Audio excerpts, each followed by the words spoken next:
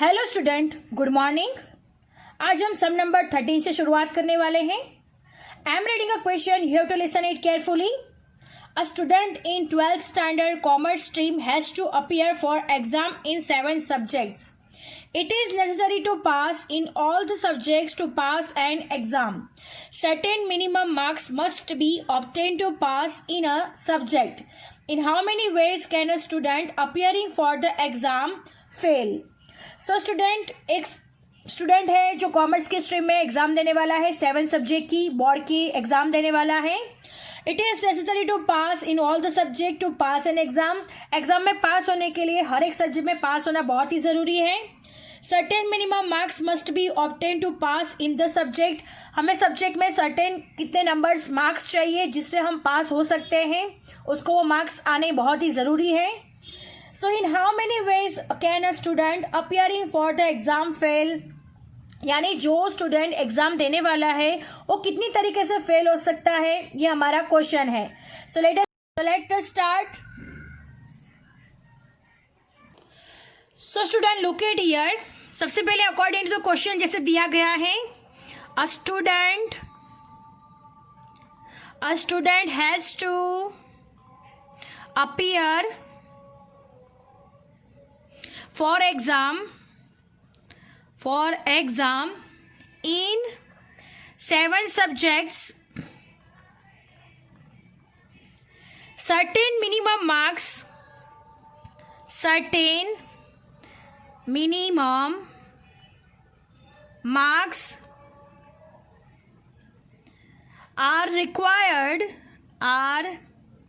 are required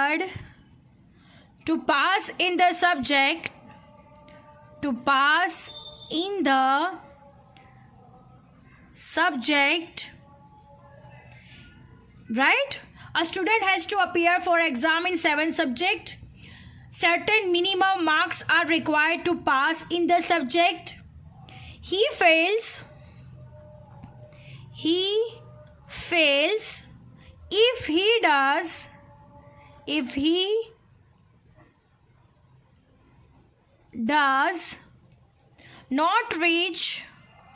does not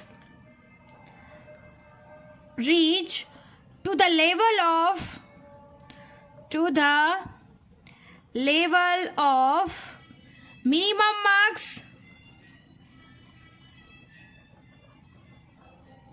यानी students कब fail हो सकता है कि जब वो मिनिमम मार्क्स के लेवल तक पहुंच नहीं पाएगा तब वो फेल होगा, right? Minimum marks required in at least one of 7 subjects. Understand? Again, a student has to appear for exam in 7 subjects. Certain minimum marks are required to pass in the subjects. He fails if he does not reach the level of minimum marks required in at least one of the 7 subject. यानी 7 में से कोई भी subject में अगर वो minimum marks cover नहीं कर पाया तो वो क्या हो जाएगा? फेल हो जाएगा। वो सब्जेक्ट कौन सा हो सकता है? या तो 1 सब्जेक्ट हो सकता है, या तो 2 सब्जेक्ट हो सकते हैं, या तो 3 सब्जेक्ट हो सकते हैं, या तो 4 सब्जेक्ट हो सकते हैं, या तो 5 सब्जेक्ट हो सकते हैं, या तो 6 सब्जेक्ट हो सकते हैं, या तो 7 के 7 सब्जेक्ट में ही वो मिनिमम मार्क्स रिक्वायर्ड नहीं कर पाता, रीच नहीं कर पाता मिनिमम मार्क्स तक, तो उसके फेल होने के चांसेस, यानी total combination in which a student can fail. तो टोटल कॉम्बिनेशन हमें फाइंड करना है। सो नेक्स्ट स्टेप होगा टोटल कॉम्बिनेशन in which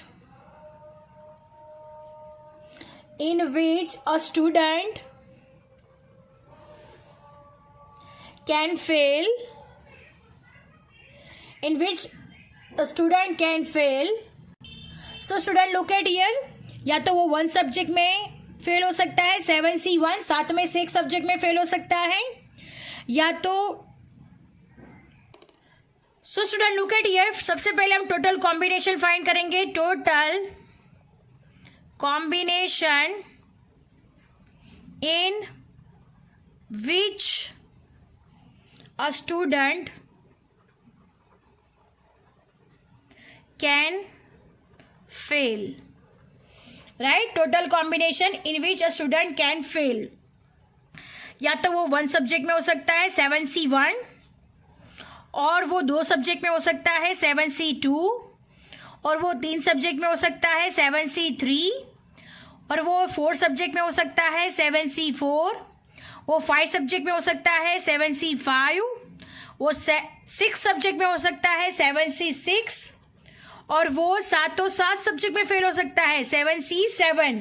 ये सारी की सारी उसकी पॉसिबिलिटीज है, या तो वो 1 सब्जेक्ट में फेल हो सकता है, 2 सब्जेक्ट में फेल हो सकता है, 3 सब्जेक्ट में फेल हो सकता है, 4 सब्जेक्ट में फेल हो सकता है, 5 सब्जेक्ट में फेल हो सकता है, 6 सब्जेक्ट में फेल हो सकता है, या तो 6 में से 6 और 7 में से 7 सब्जेक्ट में फेल हो सकता है।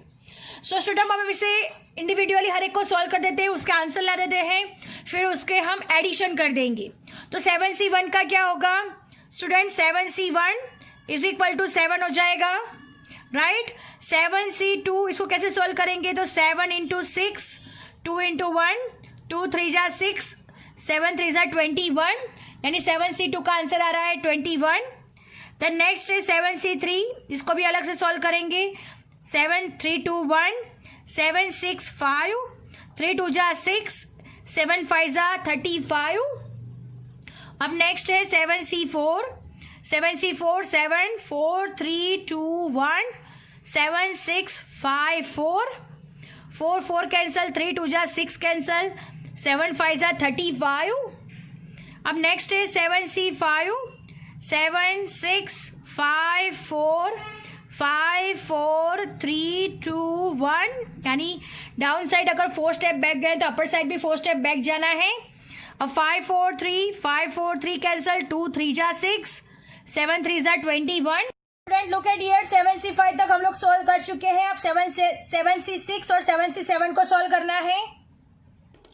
So look at here student, 7C6 उसको सोल्व करेंगे, तो 7C6 यानी 7 6 5 4 3 2 1, 7 6 5 4 3 2, 6 5 6 5 4 3 4 3 2 2 कैंसल, तो 7C6 का आंसर आएगा 7, राइट। अब नेक्स्ट है 7C7, 7C7, तो 7 6 5 4 3 2 1 डिवाइड बाय 7 6 5 4 3 2 1, हर एक डिजिट कैंसिल हो जाएगी, तो आंसर आएगा 1।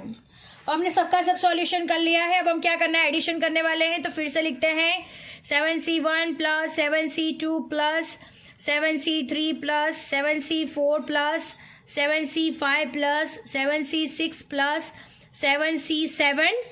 अब हम इन सबका प्लस कर देते हैं। 7C7, 7C1 7 plus 21 plus 35 plus 35 plus 21 plus 7 plus 1, right. इन सब के आंसर हमने आगे कैलकुलेशन करके फाइंड किए हैं, आप लोगों ने देखा होगा। अब इन सब का प्लस कर देते हैं, तो आंसर आएगा 127। सो 127 वेज में वो फेल हो सकता है। So total combination in which a student can fail the 127 ways. Understand student?